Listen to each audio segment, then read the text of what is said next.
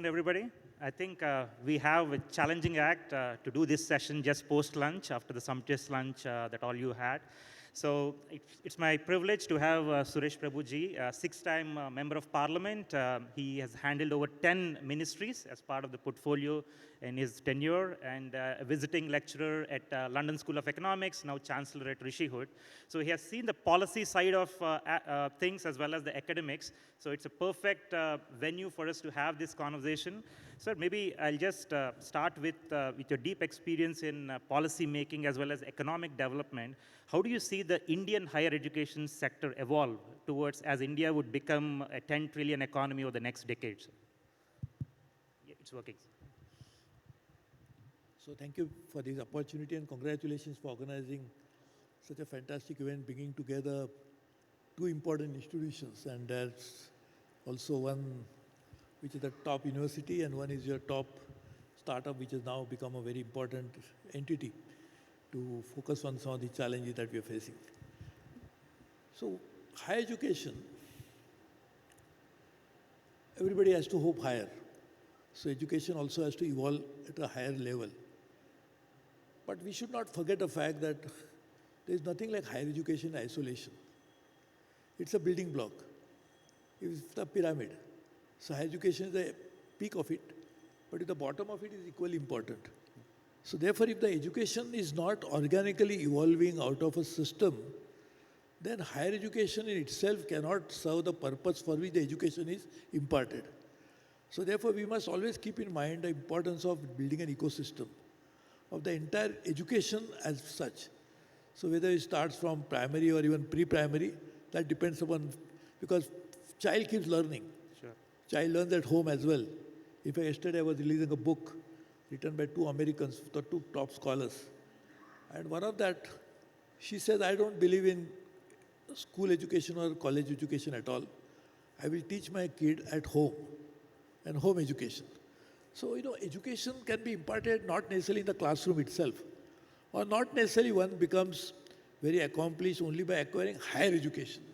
What is important is the entire system of education, which finally ends at the peak, which is higher education, should be such which is in line with the overall objectives for which the society is expecting a person who qualifies should discharge her or his responsibilities. Sir, on that note, when you maybe, as you rightly pointed out, looking at the foundations, so if you look at our Indian education system, there's a lot of emphasis on rote learning that's been there because of various systemic issues versus thinking critically or creatively, or how you say in an interdisciplinary fashion.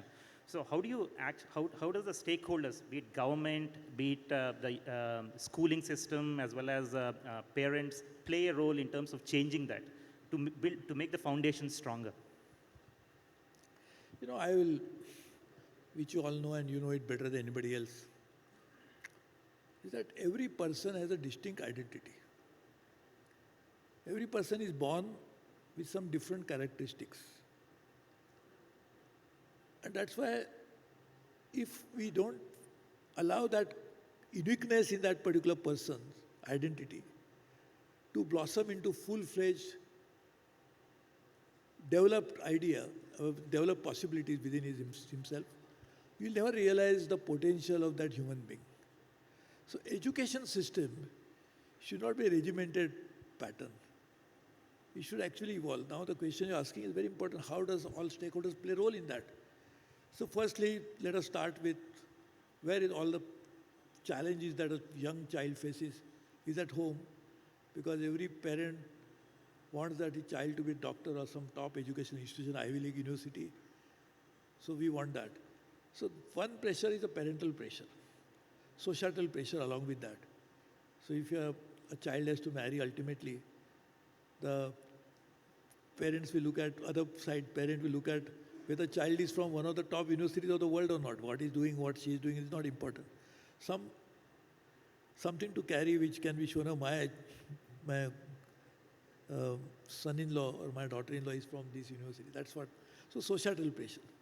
So that's what one of the ecosystem, one of the stakeholders you talked about.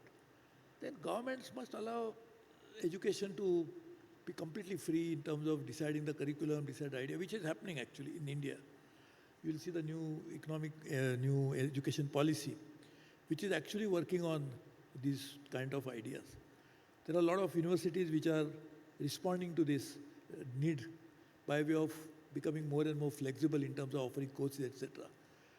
So that's a second stakeholder. And third, obviously, the education institution themselves.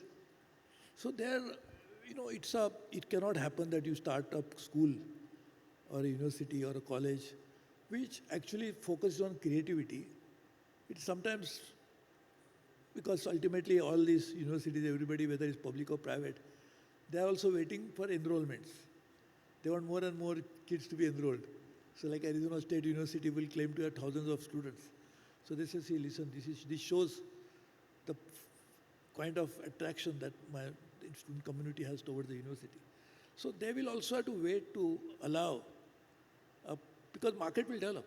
If you have a university or a college which actually tries to focus on such ideas, it will definitely be there, but that's kind of a gestation period, maybe a little longer. So I think they will be the other stakeholder that you talked about. On that note of the policy aspect, sir, so NEP has been an extremely progressive policy, then the new regulations from UGC allowing foreign universities to establish. So as you look forward, what are some other policy elements that you wish to see in terms of changes which will accelerate this process? See, firstly, policy plays a key role. I mean, I have framed several policies, including today, for example, energy policy. Today, India was energy deficit country, power deficit country. I made Electricity Act and now it has transformed. So I made policies in various sectors. But policy is a very important instrument to drive the change. And public policy plays a key role even for other stakeholders to get a signal where it is going to head for ultimately. So then they can participate catching those signals, like it happened in case of power sector. We had less than 2% of private sector participation in power sector when I introduced this new law. And today we have more than maybe 40, 50%. So capacity has gone up by 7, 8 times, thanks only to one public policy. So public policy has a lot of possibilities, opportunities that come out of that, a lot of potential to bring about change. But policy challenge is that you cannot do one policy and forget about it. You have to constantly monitor it. Like you say in cricket, you have to constantly keep your eye on the ball. Otherwise, you'll get out. You still cannot say that bowler has bowled it from his end, and now it is coming at a very fast rate. But till you hit the ball and then you got out, you have to keep your eye on the ball. So policy is the same thing. You have to constantly make sure that whether the stated goals of the policy are actually fulfilled or not. And if they are really not fulfilled, you must be able to do the course correction by doing a timely intervention. For that you have to, so it's not a one-time affair that I did it and forget it. It's not that. So policy is constantly evolves, and only when you start implementing, you know the challenges. So when you know the challenges, and another important aspect of policy, pre-policy formulation as well as post-policy formulation, is the stakeholder involvement. If you are making a policy and you don't consult the stakeholders, you'll never get the results out of it. And even when you are implementing it, you'll know only when the pain comes, where the person is actually wearing the shoes, you'll know where it pains. So actually, we have to constantly engage with stakeholders on an ongoing basis is equally important. So now for new education policy, relatively new. So it's actually new, but also relatively new in terms of implementation. So I think we'll have to constantly monitor the implementation, also have the stakeholder engagement, and then change if necessary. Sir, one critique that's there on Indian universities is that how come with the kind of population demographic we have, the number of universities we have, none of them have breached the top 100 ranking, research ranking, whichever ranking you take. And on the second hand, you have the research spend compared to China. We are spending maybe 0.6% of the GDP on R&D part. So on that particular aspect, do you see that is it more driven by government pushing spending more, or in terms of R&D initiatives, or how do you see that changing so that India could become a superpower in terms of education? See, change will not be overnight, but that doesn't mean because it's not overnight, I don't do anything. So that's the wrong approach. So we have to start working on it and be patient to realize the result. But where it starts from? So firstly, culture. See, if you actually respect the researcher, then only research papers will come out. If you don't have any respect for so-called research, then we'll say what he is doing some nonsense because he's doing some research. If this is your attitude, we'll never get something out of that huge intellectual capability that person may have. So therefore, firstly, that cultural change has to come in, number one. Number two, of course, government has to encourage through some tax breaks or so many other things. But tax breaks in long term may not be necessary, but immediately it may be a good trigger to bring about a change. Also, the government must spend, like I did myself. When I was the Minister of Chemicals and Fertilizers, I was responsible for pharmaceuticals. So we first started a publicly funded R&D for private companies. And I had appointed Dr. Mashelkar, one of the top scientists of India, as the chairman to decide who is the right candidate to fund it. So not government or bureaucrats should not interfere. It should be completely independently done, judged on the real good potential that particular research would have. So we need to do that. Even corporates. Now it is really sometimes, I wonder nowadays we all talk about ESG. And we say only if you are not ESG compliant, you will not get the necessary funding. So why not R&D compliant? If that company, actually, if we can come out with ESG model, why not we come out with the R&D model to find out how much is your spending on R&D? Then the investor will reward you. So, and there has to be a big pipeline for R&D. When R&D, particularly, it depends upon the sector, of course, but you take pharmaceuticals. If you want to develop one molecule, you'll probably spend few $100 million till you discover that this molecule has no meaning. So you lose a lot of it. So you must constantly have more and more research in the pipeline so that finally something which passes that phase of commercial trials and then you can put into play after regulatory approvals, of course.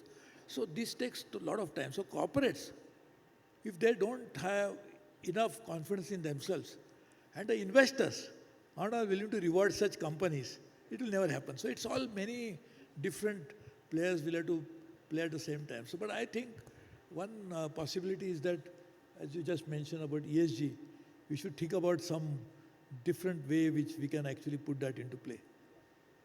It's a very interesting thought of just like how you have ESG compliance, have an R&D compliance, at least in the private players and maybe the universities. So in this crowd, sir, we have entrepreneurs, we have educators, leaders from universities, right? So for this ecosystem, who would be the change agents to take the Indian education system forward? Any thoughts that you would want to share to ensure that India could be a superpower in the decade to come and beyond? See, any idea, one can be an idea in abstract. But that idea to be finally successful in market, you need entrepreneurs. Because they will take it finally to the marketplace and put into various different phases of change, because a marketing strategy will be equally important, not just a technology. So finally, like for example, very interestingly, there's a very successful model of cooperatives in India, which is Amul, the milk. But the founder of, but you can say one of the key players in that process was Dr. Kurian.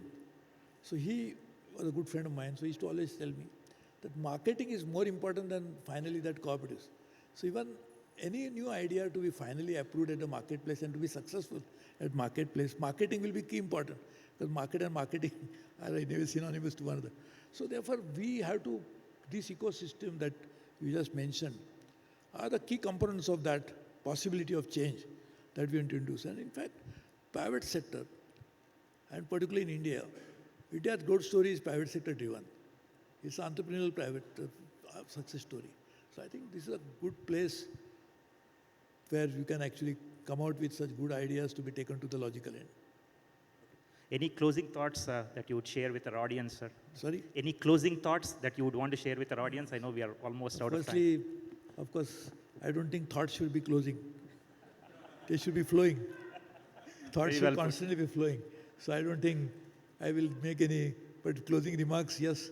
So I think I will be very happy that anything that we can do to take this process forward, because you have brought together such a distinguished group of people who together have the energy, the potential to bring about a real change in many sectors of their own choice. So whatever way we can play a role to make that happen, I'll be very happy to do that. On that flowing thought, sir, we will end this conversation. Thank you for taking the time, and it's a pleasure.